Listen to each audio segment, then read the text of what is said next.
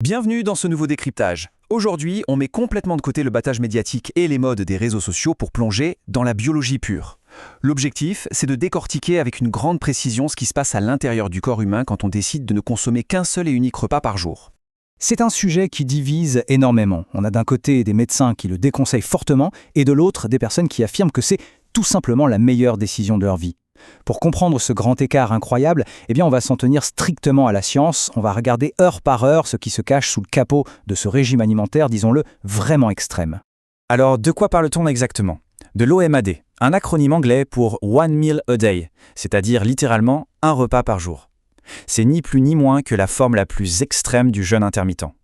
En gros, on concentre absolument tout l'apport nutritionnel de la journée sur une seule petite heure. Et pour le reste du temps, l'organisme est plongé dans un état de jeûne total. C'est une mécanique d'une rigueur absolue. Le contraste est vraiment frappant. Le jeûne intermittent classique, très populaire aujourd'hui, repose généralement sur une fenêtre où l'on mange pendant 8 heures et on jeûne pendant 16 heures.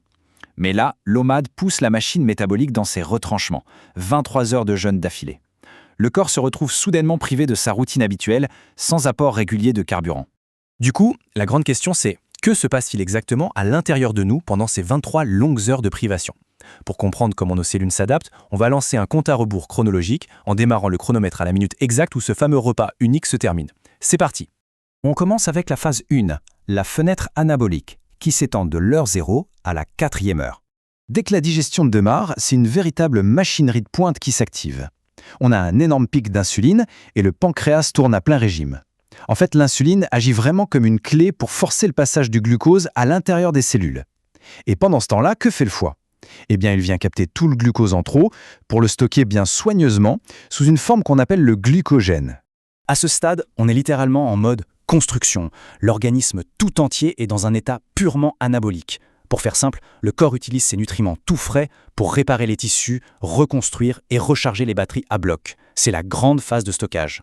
On passe ensuite à la phase 2, la transition.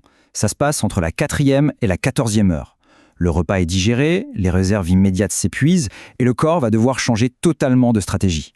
Le sucre dans le sang se met à baisser, l'insuline chute avec lui et le système digestif réalise assez vite qu'il n'y a pas de nouvelle livraison de carburant en vue. Et c'est là que l'organisme active ce qu'on pourrait appeler un mode de survie intelligente. C'est fascinant parce que le corps ne panique pas du tout face à ce manque de nourriture. Non, il s'adapte avec une précision redoutable. Le point crucial ici, c'est que pour maintenir notre niveau d'énergie, le métabolisme doit l'épuiser dans sa réserve principale. Sauf que cette réserve est minuscule. On parle d'à peine 400 à 500 grammes de glucides. Pour donner une idée, ça représente grosso modo l'énergie de quelques petites assiettes de pâtes, patiemment stockées dans le foie et les muscles. Et fatalement, vers la 12e ou 14e heure, c'est la panne sèche. Les réserves de glycogène sont totalement épuisées, le réservoir est vide. L'organisme n'a pas le choix, il est forcé d'actionner un interrupteur vital pour trouver sa prochaine source d'énergie. Ce moment charnière très précis, c'est ce qu'on appelle le basculement métabolique. Ce qui nous amène directement à la phase 3, le jeûne profond, qui s'étire de la 14e jusqu'à la 23e heure. C'est vraiment le point culminant de cette chronologie biologique. Comme il n'y a absolument plus aucun glucose disponible, le foie va commencer à transformer les graisses stockées en corps cétonique. Et ça, c'est un carburant alternatif d'une efficacité redoutable. Le cerveau, le cœur, les muscles le consomment avec avidité. C'est la fameuse cétose. À ce stade, le corps devient littéralement une usine à brûler du gras. Mais attendez, le plus impressionnant se passe en fait au niveau cellulaire. Vers la 16e ou 18e heure, il y a un processus de nettoyage microscopique qui se met en place. Ça s'appelle l'autophagie, du grec « auto » pour soi-même et « phagie » pour manger. En clair, comme l'organisme n'a plus d'énergie à dépenser pour digérer, il se met à dévorer ses propres cellules défectueuses pour faire un immense grand ménage intérieur. Ce mécanisme de recyclage est tellement fondamental, tellement crucial pour la santé humaine que sa découverte a d'ailleurs valu le prix Nobel de médecine au chercheur Yoshinori Ohsumi en 2016. On est bien d'accord qu'on ne parle pas du tout d'une mode passagère des réseaux sociaux ici, on parle d'une véritable révolution dans la compréhension de notre propre biologie. Concrètement, pendant qu'on travaille, qu'on s'active ou même qu'on dort, notre organisme à jeun utilise l'autophagie pour se réinventer de l'intérieur. Il détruit les vieux composants et les recherches suggèrent que ce recyclage continu pourrait prévenir certaines maladies neurodégénératives et même ralentir activement le vieillissement de nos cellules. C'est quand même incroyable. Allez, on arrive à la vue d'ensemble du cycle biologique complet. Prenons un petit peu de recul pour cartographier la globalité de ce fascinant voyage de 24 heures. Cette frise chronologique résume bien la réalité plutôt vertigineuse de l'OMAD. On passe d'un stockage initial à un épuisement méthodique de nos réserves de glucides pour finalement atteindre un pic profond de combustion des graisses et de régénération cellulaire. C'est une architecture biologique parfaitement orchestrée.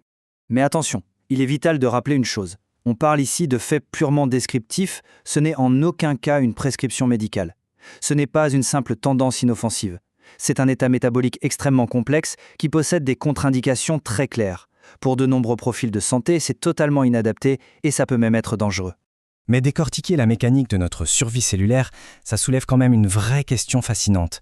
Quand on voit l'effort colossal que ça demande au métabolisme, est-ce que ce jeûne extrême est un miracle de l'adaptation humaine ou un véritable risque biologique? Jusqu'où le corps peut-il aller en toute sécurité avant que les risques ne finissent par l'emporter sur les incroyables bénéfices du recyclage cellulaire?